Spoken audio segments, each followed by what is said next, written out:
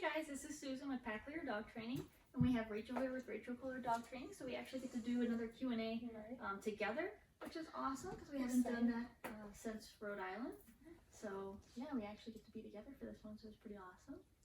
We are in my house, so if you see any pictures or that kind of thing, that you know where you are. And then we have all of our dogs here. So this is Little, otherwise known as Riley, but we always call her Little. That's Sadie, and then Gaia's over there, and then the cat may be floating around. That's Kovu. But yeah, we can go ahead and get started. All right, starting us out with question 1. My 1-year-old Pittie keeps eating socks and my daughter's toys. What can I do? Okay, so where are you when your Pittie's doing this?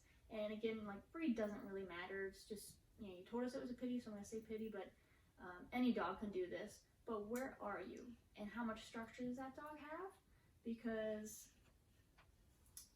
usually that's, if dogs get into things that they shouldn't, there's lack of communication there and little structure. So to just correct that behavior, you would say no and punish it. But that's just like a Band-Aid fix, right? So I would implement structure as well as correct that bad behavior. Yeah, no, I completely agree with everything you said. Like, you can correct it, but why is he or she able to just go and eat socks and toys and things like that? Right. So you can correct it, you can plop them on a place, because then they're not going to have that opportunity.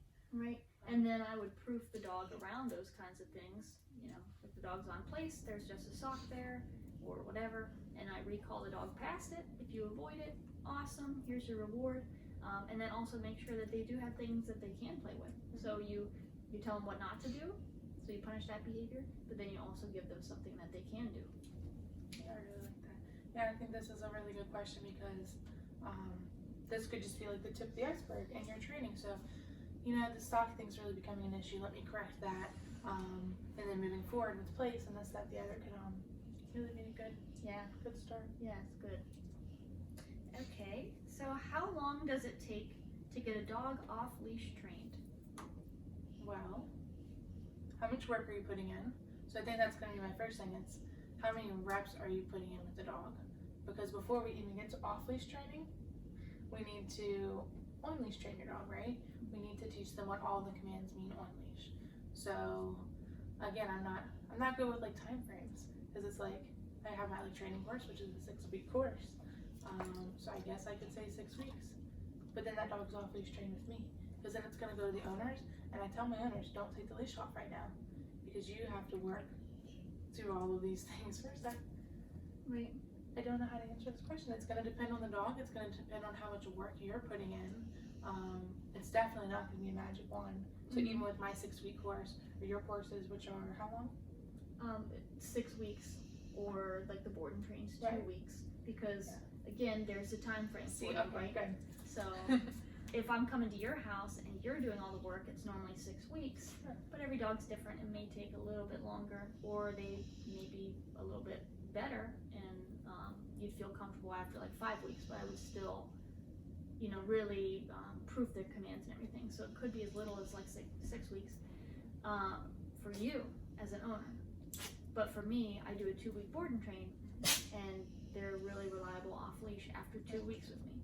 So, but that's because I'm on all the time during those 2 weeks, and they get multiple sessions during the day. Right. So yeah, so it's gonna, because again, like my training course looks completely different. So it's gonna depend on, you know, the trainer that you're working with, and how many reps you're putting in, how many reps they're putting in. But I'm never gonna rush to get off leash.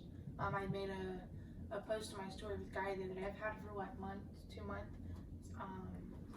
But because she hasn't had those reps off leash outside in that many environments, then I'm gonna keep the leash on her. She's a fully trained dog, but because our relationship is new, different pictures, I'm not gonna push it. So consult with your trainer, or consider how many reps you're putting in, I guess, to kind of answer the question instead of just talking about it for an hour. Once your dog's gonna be dragging a long line for a while. Once you found that they're responding solely to the e-collar every time, then you can consider it.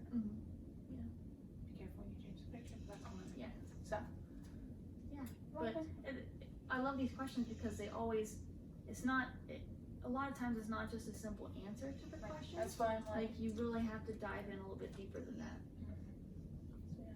And it allowed us to touch on some other things, so that's really cool. Alright. Question number 3.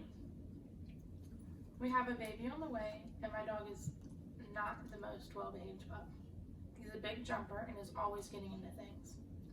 I'm worried about him jumping on me or anyone when they're holding the baby. And I'm also worried that he'll destroy the baby's things. I eventually want to have him fully trained, but given the time crunch before the baby's born, what should I do? So your biggest issues are the jumping and getting into things, so you don't want them disturbing the baby's stuff. So those are all correctors, which are most of the issues. So usually when people ask a question, it's like, how do I stop this behavior? So of course your answer is going to be to correct it. So for the jumping, you're going to want to use like probably a leash and prong collar because that's the most effective. So you would have the leash and prong collar on your dog, and then let's say someone comes in, your dog goes to jump. Right as the dog goes to jump, you mark it with no leash correction. That's going to be the fastest way for you and safest for you and the baby. So you're going to have to make jumping really uncomfortable, right? Because it just can't happen. Like that, he just can't do that. And then getting into things, there's several ways I could go with this. You could do crate training, would be your like, I don't want to say easiest option, but the safest option and most reliable, because then, especially with like a new baby, right when they come that's in, going to be beneficial. Right, like that. So that might be the easiest for you because you don't have, you're pressed for time already. New baby's coming into the house, so you have less time. So just doing some crate training with him. Now, depending on the dog, again, if your dog's like terrible in the crate, you know, but that would be probably the most reliable and best thing to do right now. Yeah, I agree. So the jumping, definite, just correct it, because I'm sorry, but I'm not. But like, you don't get to jump. Like that just needs to be very clear, because like the question says, it's like if I'm holding a little tiny baby and dog jumps on me, it's not safe. So we're gonna cut that out like right now. No more jumping, period. And then for the other thing, it's gonna kind of depend. It's like, is the baby coming in 9 months? Is the baby coming in 9 days? So if you have like a little bit of time, doing place work, like crate obviously I think is always beneficial, so work on crate. But then if you've got that extra time, place is gonna be really important. And then also out, and this is just like if you have a lot of time before the baby, not a lot of time, but if you got like 9 months, you can do a lot of place work, and then I think out would be really important. Yeah. So disengage and walk away. So I'm holding the baby, so yeah, you might be here not jumping on me, but no, you get to walk away now because you don't need to be near the baby. But then yeah, if it's like I don't have a lot of time, baby's gonna be here tomorrow, correct the jumping, correct it hard, and go ahead and work on that crate stuff. Yeah. It's a time issue. Like we don't know how much time you have, but from the least amount of time, like she said, stop the jumping with the correction crate. If you have 8 to 9 months, then work on crate manners, place, out, and the no jumping.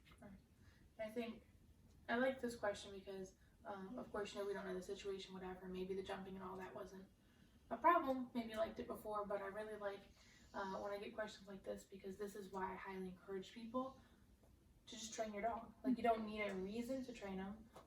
Train them when you get them. Train them when they're a puppy. Because it makes life so much easier down the line. You're right. So, you know, it's better late than never. This is awesome. Get that training in before your little one gets here. But it doesn't hurt to train before there's a problem. Right, yeah. Set yourself up for success, like we set them up for success. Right. Okay. Question 4. How long should I train my dog each day? Wow, so I really seem to be getting a lot of the time questions. Yeah. And I'm really bad with time. Like, that's not how my brain works. How much time do you have? Right? I think, how much time do you have? I want it, like, I want it to, like, I don't know. Okay, how much time do you have? And where are you in the training? So if you're really new, I'd say maybe 20 minutes, take a break. 20 minutes, take a break, and do that throughout the day. If you've got all the time in the world. Or if your dog is more advanced in training, we're here at a guest house. Gary's in training all day long. She's in place, she's in a sit stay, she's doing treadmill, she's in her crate. Because she doesn't need to be roaming around somebody's house being rude. Right. So And like this, so this is cool. A little bit off topic. That's okay. But so she is a guest in the house, right? Totally new picture. Okay. So she has been giving her a lot of structure. So like she said, there's really no free time. Maybe some throw the ball time outside. But other than that, she's been told what to do. But she's not always on, right? So she's told to place so she could sleep. She's not always on, but she's always being told what to do and when. But let's say Rachel moved in with me. Crazy. In months' time, we could get to the point, because we know what we're doing, we know what to look for, and we know how they all act together, that she could have a free, she could technically be in a break. She'd probably place herself on one of these beds, but not have to be in a command all the time. But you have to set them up. We're conditioning this calm behavior. Yeah. But back to the actual question, which was, how long should I train my dog? I don't know.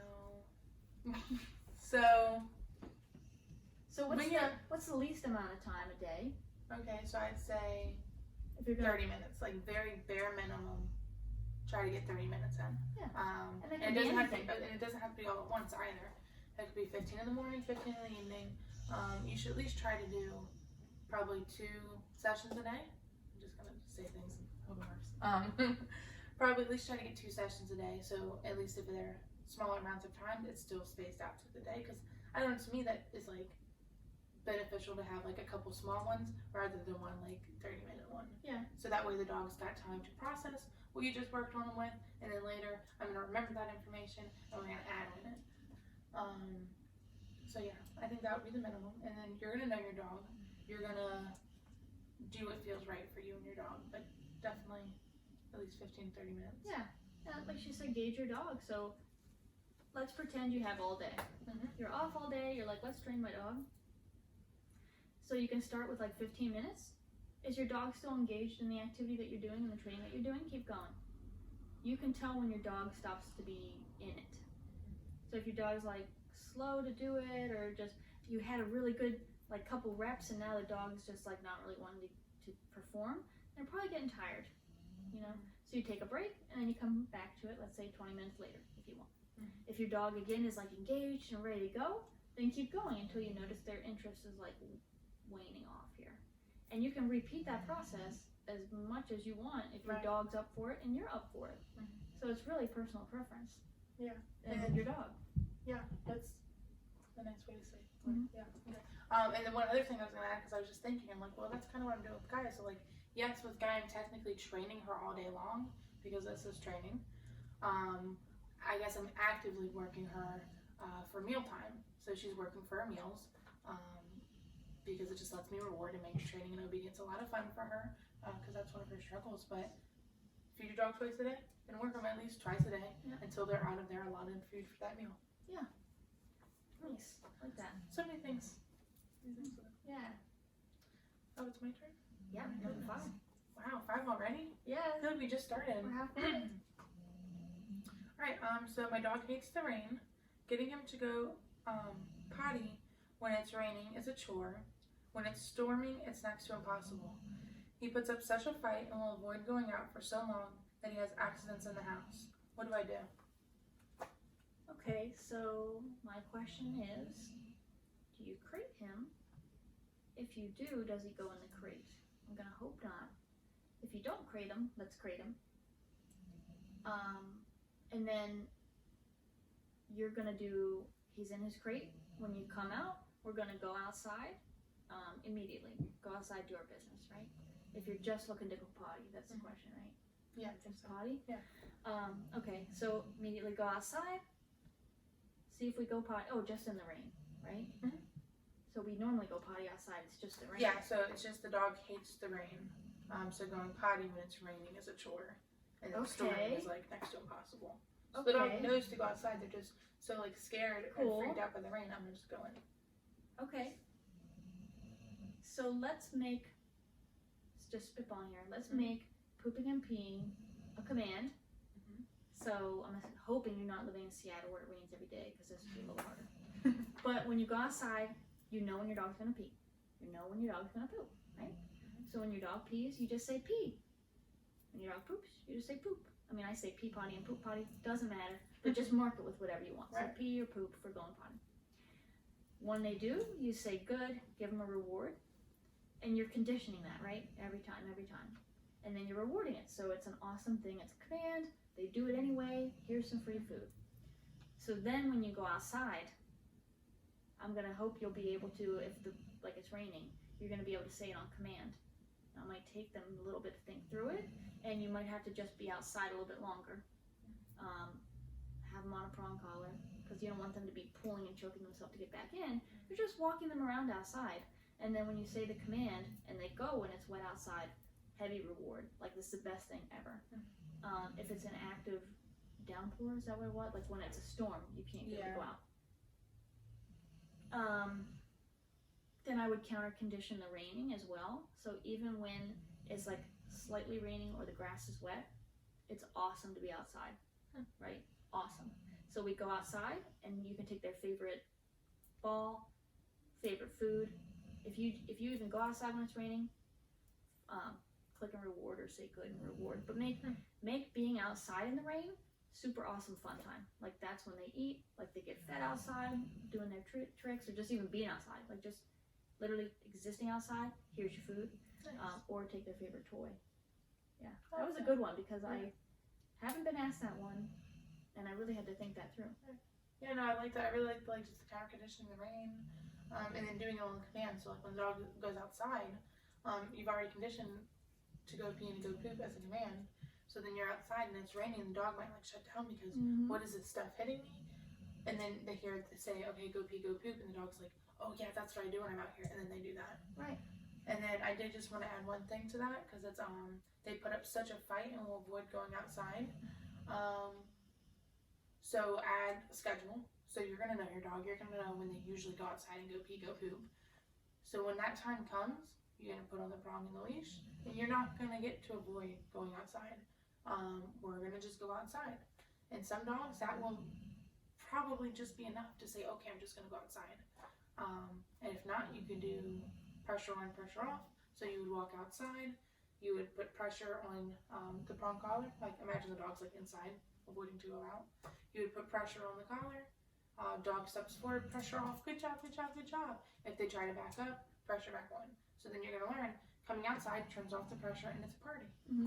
And then just one more slight little comment for that. As you're doing this, and you're walking outside with your dog who's scared of the rain, hates the rain, whatever, don't make it a big deal.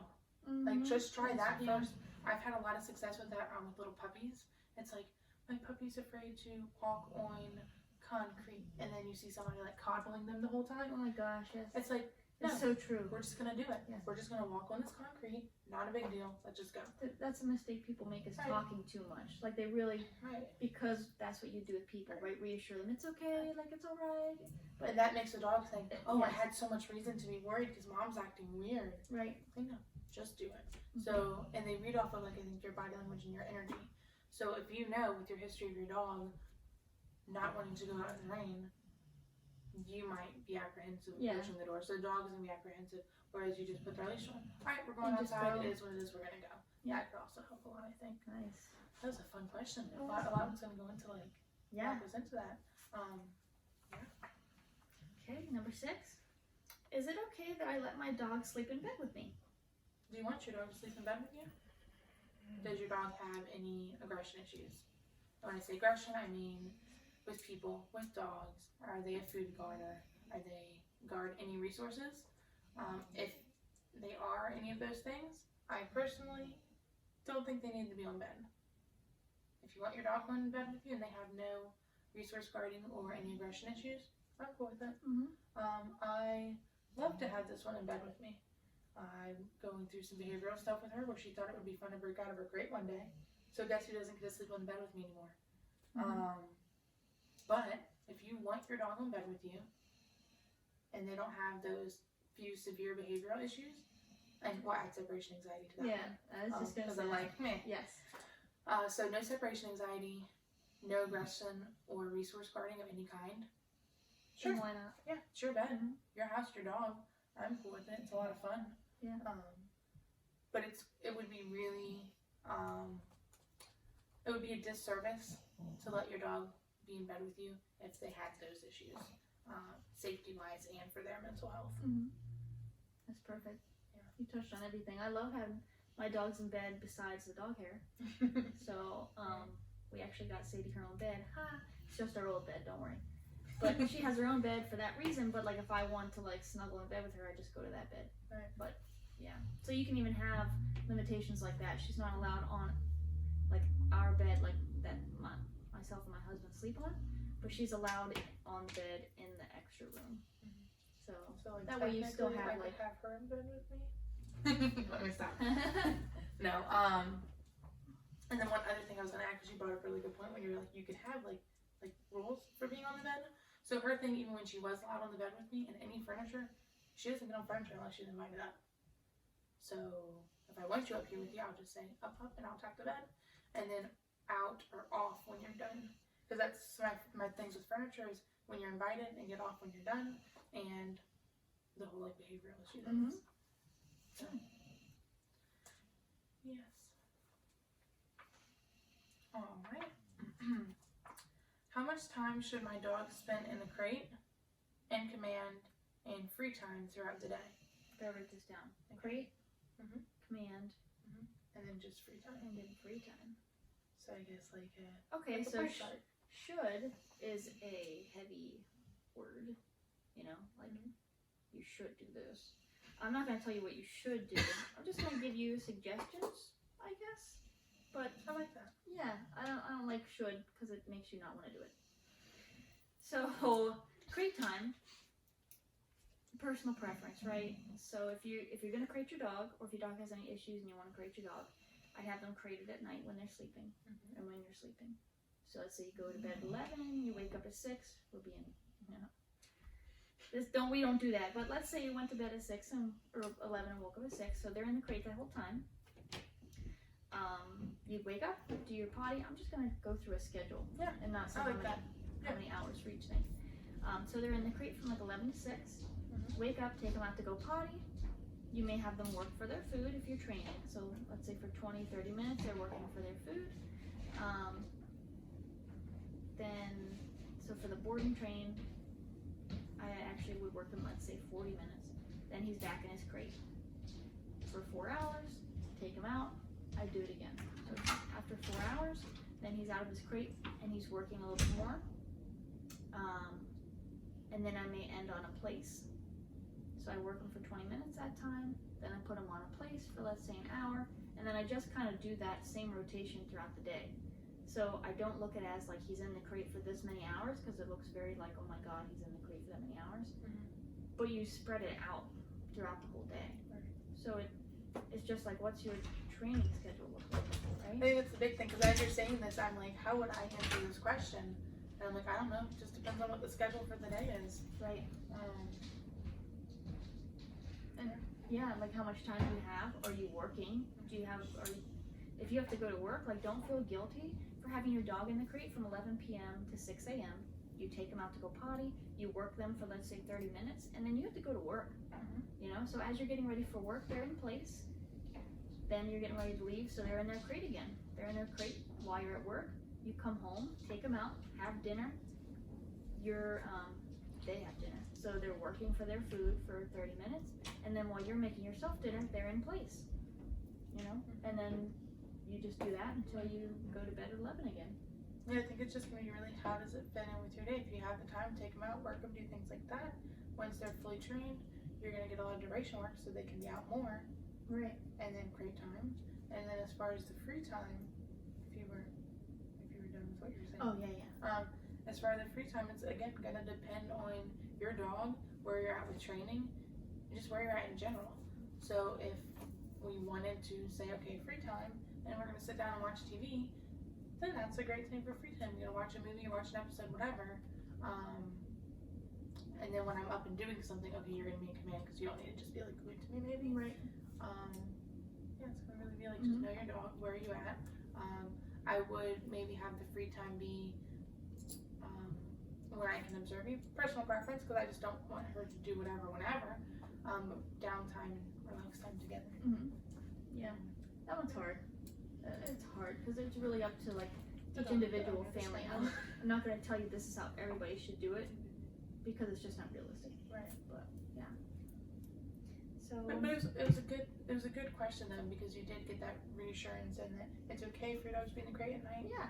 and to be in the crate while you're at work, because you're getting that other stuff with them. And I know that's a big thing for people. They feel guilty. Because society has made us believe that it's a bad thing to put your dogs in the crate. Right. So it's not. Yeah. And it's okay. Right. Your dog lives with you in your schedule. So your dog's day is based off of your day, and that's okay. Number 8, my rescue dog doesn't like the crate, but when I leave her out, she chews on the table legs. What should I do? I just flew right in. Okay, so I'm gonna just touch on this. I don't usually like make it a point to comment rescue, pittie, breed, whatever. Don't think about the rescue part. Just because I want to change your mindset, because again, society has believed that crate is a bad thing. So I don't want there to be any, well, my rescue doesn't like the crate because this, that, or the other, because of their past. So let's just pretend that. So your dog doesn't like the crate. Help your mindset, right? Because I want to help you too. Well, there's a few different things we can do. Because we can't have you chewing the table legs, because I want you to keep your rescue, and I take them back. Not saying that you would, but just saying, like, let's avoid that issue. I don't want you to get sick or hurt from chewing the table. I don't want you to burn the furniture. So we're gonna just stop that. How can we put you in the crate? We've got a few options. We can work on some counter conditioning. So if your dog doesn't even want to go in the crate, you can do counter conditioning, which is gonna be, it depends on how scared your dog is of the crate. So if they don't even want to be near the crate, we can just hang out near it, collect a reward for a bit. I can toss food in there. I can feed you in there. I can do little fun activities like that to get you in there. Kennel drills, those are a good one because that's a lot of repetition. That teaches the dog that, oh, it's not that scary. So a kennel drill would be, I'm going to walk up to the crate door, I'll have you sit, I'm going to tell you to go in the kennel, you'll get a reward, I'm going to close the door, I'm going to open the door, you're not going to rush out, because that's a good mindset change too. So if the dog goes to rush out of the kennel, plop the door in their face, because we're not going to do that. And then you're going to do it again. Right. Like just the counter conditioning of the crate is a big help. Or like, let's say, you know, you really don't have the time. You don't have to spend a lot of time on counter conditioning if you don't have it. If you do it. Right. Awesome. But if you don't, you can just use leash pressure, so prong and the leash, to get them to go in. So you walk up to the crate, you apply pressure. If they move forward, pressure is released, and then you're like, good job, and you give them their food, and then you work that up until they're through the crate. Some dogs I have had to put the leash through the actual crate, so if the crate's sitting here, like a wire crate. Yeah, the dog's at the entrance, I loop the lead through the kennel, and I'm at the back of the kennel, and I have to apply pressure like that. Because if I stop at the door, sometimes they'll stop at the door and really fight at that, so they'll see that I moved past that, so they'll work their way towards me. It's just a pressure on, pressure off theory with the prong collar. And then doing some e-collar work, right? Getting the low level down. We won't really touch into that. I'll see you tonight. Okay, love you. Love you too. We can do a little thing. You want to be saying that you love him in the Q&A? Wow, Oh, okay. I love him. Bye, babe. Love you. Alright, love you too. So you can do like the low level down. We don't really get into that because, you know, Q&A, it's a lot. It's a lot. But we would do the e-collar work, the low level dial down, and I would get you set up with a camera on the crate so you can tell. So you won't have to be in the same room using the e-collar to get the dog to do it down. You won't have to be in the same room all the time. So you do it while you're in the same room. But then you'll also have like a camera set up. So the dog that I'm board and training right now, does have some crate anxiety. So while we're doing our Q&A, I do have the camera set up on him. He is lying down, but if he would get up and alert on something, I have the remote here that I could just low level him down. And that way you always create a calm state of mind in the crate. So down is the calmest position that a dog can be in. So that's why we always want to do just down. You know, when you're sitting up or when you're standing, you're just being anxious. Yeah. So at least if you're laying down, we can kind of get halfway to that calm mindset. And then another thing I was going to add on there, because I like that you mentioned that, because I'm like, if you want to do it fun, if you got the time, just say you can counter condition the crate. That's how you do get them in there.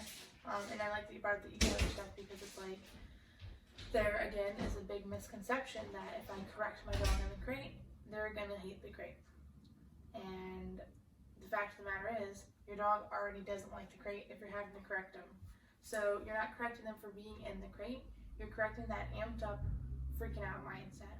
So when you correct that, the dog is like, okay, so I can't act that way, and then they lay down. You low level them, and they lay down. They're not being corrected for lying down in the crate. So then the dog's like, oh my gosh, I lie down in here and it's actually kind of peaceful. Right. I'm not feeling any pressure or anything because I'm lying down and being calm. The world's not ending.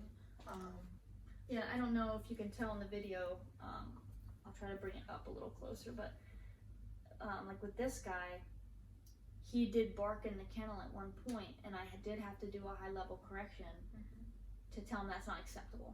Like, you're not allowed to bark like that in a crate, and there's no negative association here with that. Like, he's still able to just lay down in the crate. So I think that is really important that you mention that. Like, it doesn't cause them to hate the crate, because technically, you know, if they're having a hard time, they already hate the crate. Right. So it's a good point. Yes. Lots of great stuff today. I feel like we've talked about Crate a lot. It's a really good life skill. it really is, and somebody is working on that. It is really, it's a great place. Is it my question? Number 9, right? Wow. So, I plan on going to the shelter soon to try and find a dog to adopt. What characteristics should I look for, and what should be the first steps once home? Okay. So So I'm going to double question, but let it slide. you'll have to remind me of the second part, maybe. Okay. So for the first step, if you want a dog that's easier to train, I'd say, or just the process to transition into your house might be better. You don't want the dog that's at the back of the kennel, curled up, and doesn't want to come to you. That might seem easier than the dog that's up at your face jumping at you, but it's really not. If I had to pick one or the other, I would pick the one jumping all over the place, because the one at the back of the kennel, nervous and scared, that's going to take a lot of counter conditioning and just a lot of time, and they're the ones that would have separation anxiety, because normally people want to give them all the love in the world, because that's what the human mind does. It's just our first instinct.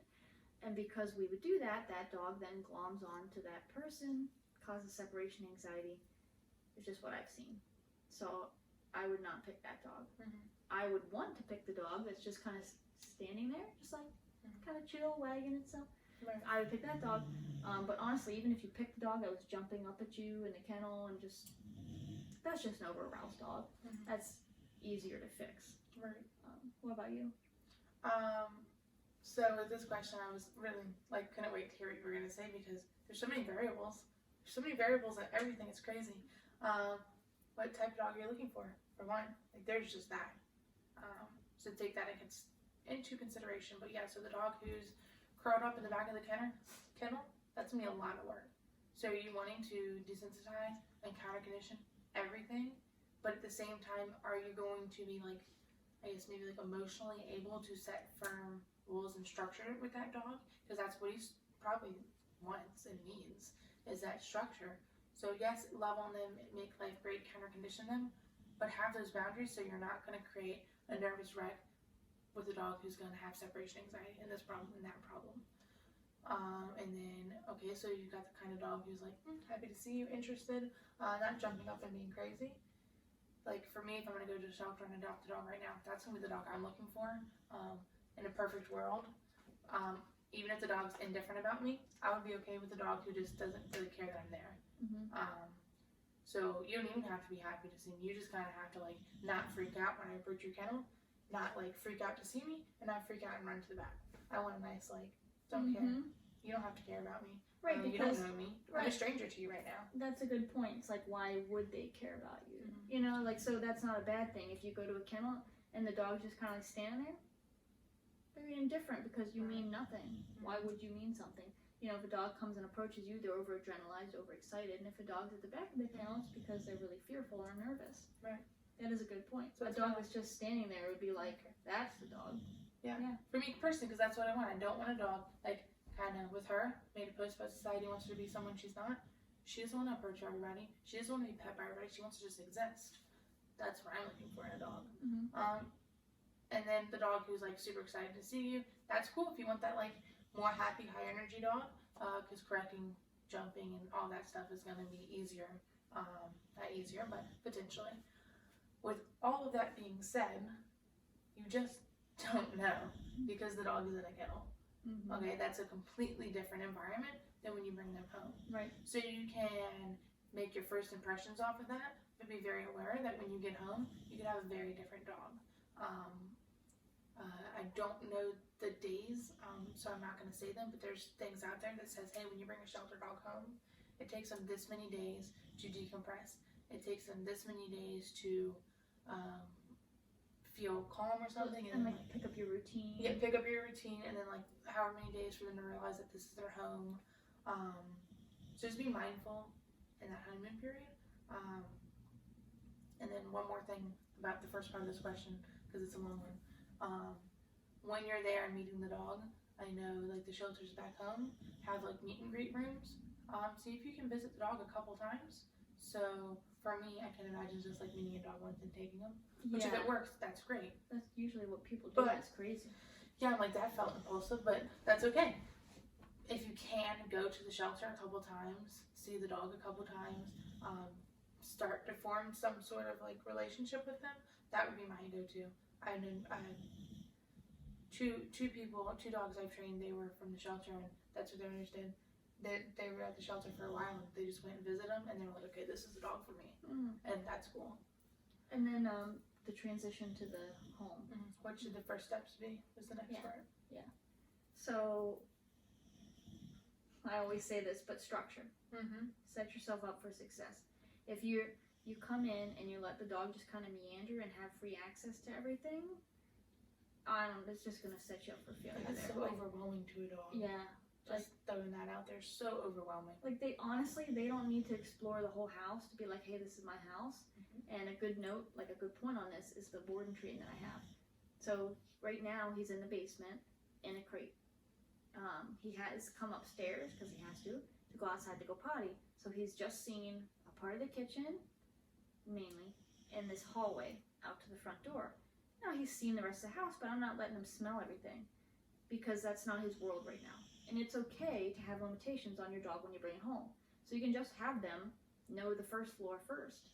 You don't have to expose them to all of that. Like, you're just asking for trouble. Like, so I would just do structure, but, and then with time, you'd introduce them to the rest of the house as it pertains to the relevancy of, like, having them, right? So the board and train, he will come up here after a little bit because he has crate issues, right?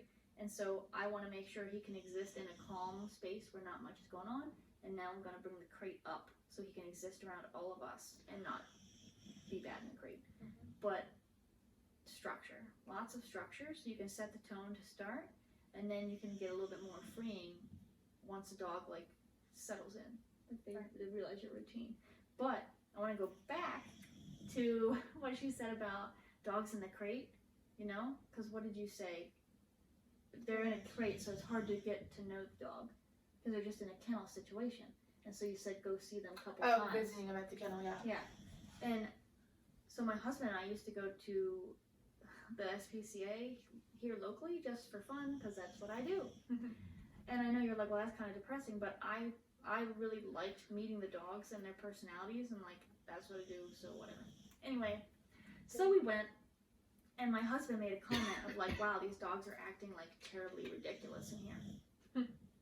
And I said to him, or thought to myself, it makes sense though, because if you took my dog Sadie and stuck her in a kennel, she'd be awful and nobody would want her. And Like in a shelter kennel. Yes, like if you Freak out. stuck her in a shelter kennel and that's all she knew, and you just take her out to go potty, and let's be honest here, like they don't, normal shelters, all the ones I've seen, don't stop the unwanted behaviors, you know, they kind of like allow it. So that dog's in this crate all day, which, you know, is cool because they're saving lives, right? Right. But it's how they From a do trainer it. perspective, Right, it's yeah. not like bashing shelters because they're great. Right. But in a training perspective, it's like you're in this crate all day, and then you go outside to go potty, you come back in, all these people come to see you, and then they leave. So it's just like, Chaos. they're like, what the heck is going on? Yeah, it's a lot of chaos. And if you took my Malinois and stuck her in a kennel, she would be awful. So It's hard to know. Yeah, like if I see a jumping, barking dog in there, I'm like, makes sense. Mhm. Like, No I would, mental, no physical exercise, yeah, or very little, depending on the shelter. You know, they right. do what they can do, but Right. realistically, like, Like they just can't, Mhm. they can't train the dogs because they're there to save them, you know, and like, so that's why we have trainers. Like shelters are there and they're doing their part, and then like that's why we have trainers and stuff. So they're able to save so many lives. It's just not conducive to a training lifestyle. Right. So And I like that you touched on that because my first thought with this question is, you can like try to get some first impression characteristics from the dog, but like at the end of the day, you don't know. Which is okay. It's cool. That's the whole thing. You get a dog and you grow with them and you learn with them and bond with them and you just Yeah. figure it out. Kind of, right? I feel like that should have been our last question because it was so nice So and nice and like- in depth and detailed, but that was awesome. But wait, there's more because I have one other comment to make. Oh, there's one. Did you have something else? No. to say? Okay, I was gonna say just a thing about the first steps of bringing them home. You said this and I loved it so much and I wanted to say it again. You said your go-to is always structure. Yes. So I'm like, when in doubt, structure. Because like it can fix everything. Right, yeah, It- like my it dog's fixes, jumping like, on everything. whatever, like, or my Yeah. dog is scared, whatever, structure. Like, right. step one, structure. And then, so this question says, what should the first steps be? So the structure, and then crate stuff, because again, crates, because that's that structure. So like literally, you probably get in your house, walk straight to where your crate's gonna be, and do kennel drills, in and out, whatever, however it looks with that dog. But that would be very first step when you get home. You don't need to explore a house. You don't need to meet every person here. You don't need to do this. Don't need to do that. Kennel drills. Let's get that done. Mm-hmm. Okay. Yeah. That was a fun question. That was a lot of fun. And it makes me think because I've never been to a shelter to adopt a dog. It's just been the dogs that Oh, my family's had, and yeah. she just kind of fell into my hands. So I'm thinking like, oh, when I adopt a dog, you don't really know. So that's kind No. of cool. Yeah. Fun to think about. All right, now it's the last question. I free feed my dog. Is this okay, or should I feed twice a day? So I have very strong feelings about this, but these feelings are my opinions. I'm not a vet because I think any food things, health stuff is vet. But I'll give you my opinions. I don't like free feeding. I don't recommend free feeding at all. So yes, very simple. You should feed your dog twice a day. The reason being is you want to know what your dog's eaten and when they've eaten it. If you've got a bowl of food out all day, you don't know how much they've eaten. You don't know when the last time they ate was. So if you have to go to the vet, if there's an emergency, you cannot answer the vet. I think when you're feeding your dog on a schedule, you're going to notice those changes. So it's like, oh wow, you didn't eat breakfast this morning. That's kind of strange. And then you can monitor that and see how they're feeling. And then just like for convenience purposes, when I feed you, you eat, and then when I pick it up, you eat. So like traveling, it's, how would you, I don't know. And it also helps because it helps their potty schedule, right?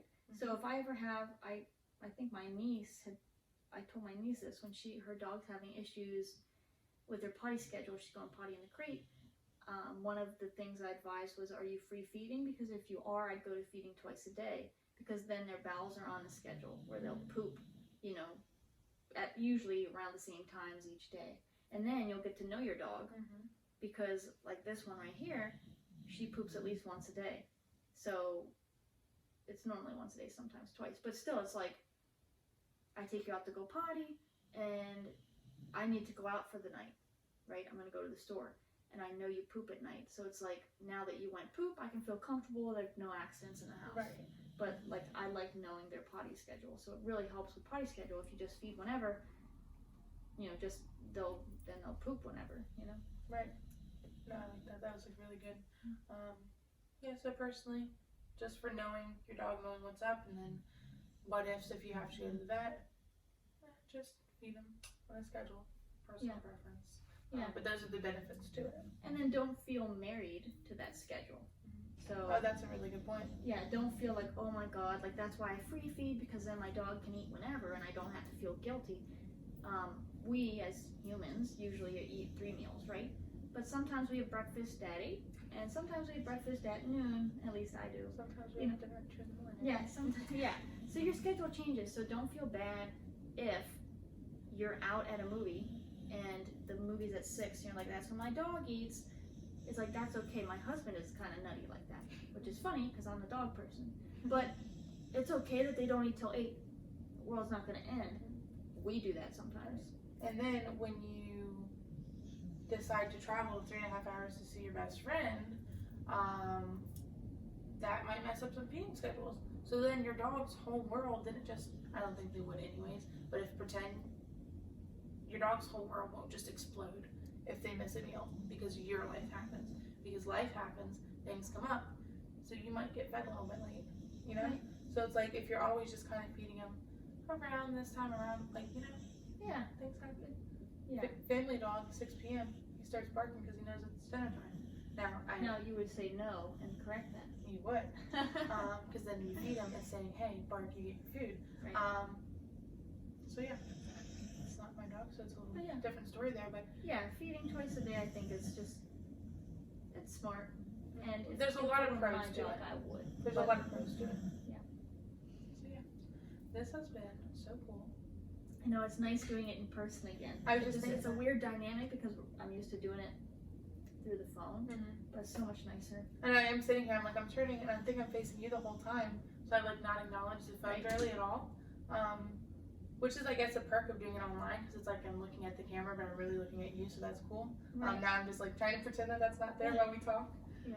But how long is it? So this is Q&A number 8. Yeah.